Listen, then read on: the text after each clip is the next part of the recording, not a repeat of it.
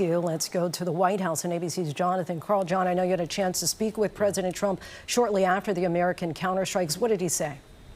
Lindsay, the president made it clear to me that these U.S. strikes on Iran are specifically in response to Iran's downing of that Apache helicopter. He does not see this as the beginning of a major new offensive against the Iranians.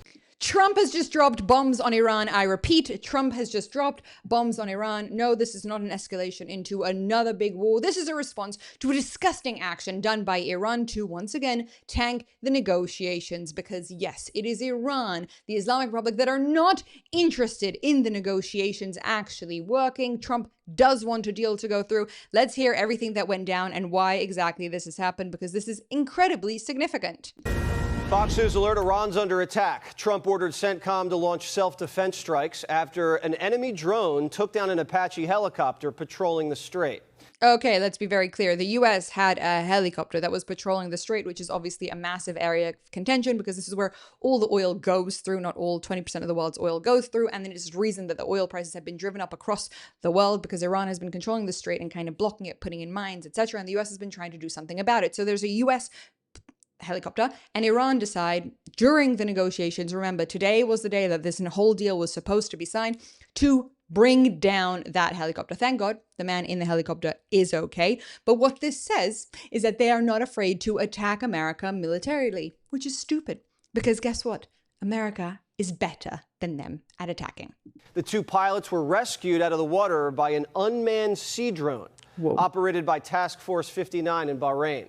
Oh, isn't that the coolest, by the way? Just what a cool fact. There are now unmanned sea drones that can go and save people in the sea. Oh, amazing. America is so cool. The military is so cool. Iran got nothing on them. Drone's Texas-made. It's 24 feet long and can travel 1,000 miles and hit speeds of 35 knots. And it's the first sea drone rescue in combat history. Trump was on the phone. Okay, so just another historic, really, really cool day, but that's not the point of this video. It's not to nerd out on military operations, Meira. It is to focus on why America is fighting against Iran now in a military way. Welcome to the Pushback. I'm Meira K, your host. Make sure to hit the subscribe button, type the video to do all the things that you need to do because we're pushing back. We've had enough and we don't like Islamic terror reigning in the world and we think America is great. Let's go. With the press when he gave the order. POTUS said this is a retaliation for the helicopter hit. And it's important that our response is strong and powerful. CENTCOM called our response proportional, but sources say we're taking out Iranian air defenses, radar systems all along the strait, and we're not finished.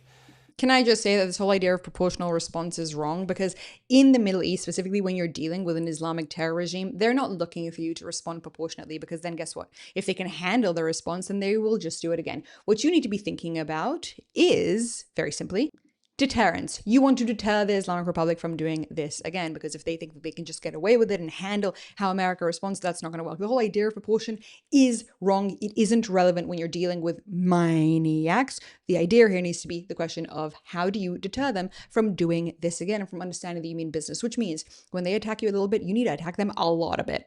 Technically, I know it doesn't seem like it, but we're still in a ceasefire.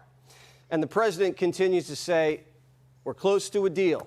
Can I just say that in the Middle East as well, ceasefires don't mean ceasefires the way that the West means.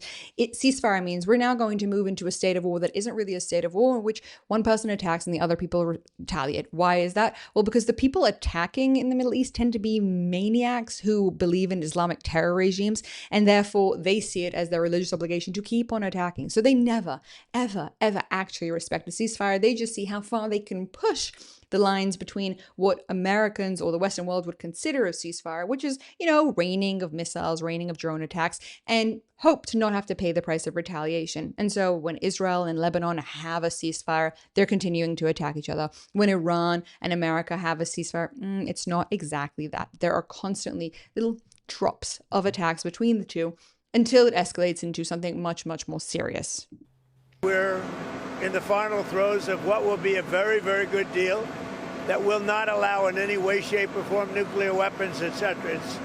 And the strait will open up right away. It'll open up immediately upon signing, which could be in 2 or 3 days. I think people are starting to get a little bit bored of being told that this deal is about to go through, it's about to go through. What's important to notice here is that his emphasis on the nuclear abilities, because they're starting to realize something that people who have been in this situation for quite a while have realized from the very beginning, that the Islamic Republic's military abilities is not something that they're ever going to give up on. So right now, what you're trying to say is instead of eviscerating them and eliminating them as a threat, that's never going to happen. Let's keep them as a minimal threat, but make sure that the maximum threat, their nuclear abilities, never happens. And that has to be the goal. That has to be the whole goal. And by the way, that is a big part of the contention right now between the US and Israel. Because whilst, yes, the US is suffering on their American bases as Iran just kind of attacks randomly in different places across the Gulf states, Israel also suffers the consequences of them just firing random missiles at us and using their random Iranian proxies in Lebanon and Hamas, etc., to continue to attack Israelis. And therefore, Israel has a perspective on it is that they need to be removed completely as a threat. And America's like, no, just the nuclear abilities. If they stay a nuisance, oh well, we'll just have to deal with it and keep them deterred. To made the terms clear, the uranium must be turned over and destroyed. Enrichment must stop for 2 decades at least. All nuclear sites must be completely dismantled, and the United States is able to conduct snap inspections whenever the heck we want. The Strait would open immediately. And in fact, the Energy Secretary says traffic's up. JP Morgan estimates 2 million. Ooh. What does JP Morgan estimate, old man? Let us know. Okay, whilst we wait for that video to decide to work, you have to remember that the requests and the demands of the nuclear abilities on Iran and the reason that America wants them to stop as much as they possibly can, honestly, it's super duper cool. And the visuals of this attack are crazy. I'll get to them in a second. The Strait would open immediately. And in fact, the Energy Secretary says traffic's up. JP Morgan estimates 2 million barrels are getting out a day. The U.S. Navy's finessing tankers through. And the price of crude's almost back down into the 80s. So once the gay Ayatollah signs on the dotted line, war's over, whether Israel likes it or not. That is the big point, whether Israel likes it or not. I mean, it's not the big point, but it's one of the points because, once again, this deal will stop Iran, potentially if they actually listen to it, from building nuclear abilities, which is the existential threat, but it's not going to stop them from being a real problem in the Middle East. Trump had another talk with Netanyahu. No F-bombs this time. I said, do what's right, but I want you to stop as quickly as you can. What the irony is that obviously 2 days ago, Iran attacked Israel and Israel decided to retaliate, and Trump called Netanyahu being like, absolutely not, you're not supposed to retaliate. Like, guys, stop. And Israel was like, no, we are going to retaliate because, as Marco Rubio said, only stupid countries don't respond when they're shot at. But they retaliated in a very kind of, nice, polite way. Yeah, they took some air defense systems, etc. But they didn't retaliate full force. And Trump was like, okay, now everybody can come back to the negotiation table. What's interesting is that the next day when Iran decided, okay, you know what? If Trump really doesn't want to escalate this, why don't we just attack American helicopters? Trump's like, yeah, fuck this shit. We're going to retaliate and we're going to respond. And so it's interesting. At the beginning, they thought that maybe this was just a one-off time to deal with Israel. But now that it comes to America, they're like, wait a second. Because they have to stop. It's had to do with Lebanon, and it has to stop.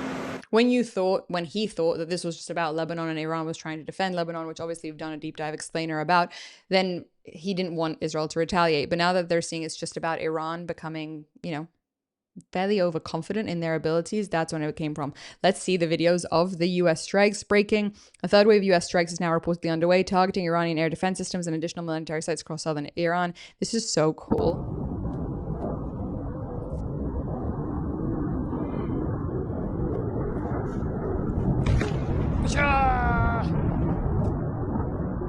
I will always celebrate when the Islamic Republic comes down. Let's see some more stuff that's coming out about this. Let's go to the White House and ABC's Jonathan Karl. John, I know you had a chance to speak with President Trump shortly after the American counterstrikes. What did he say?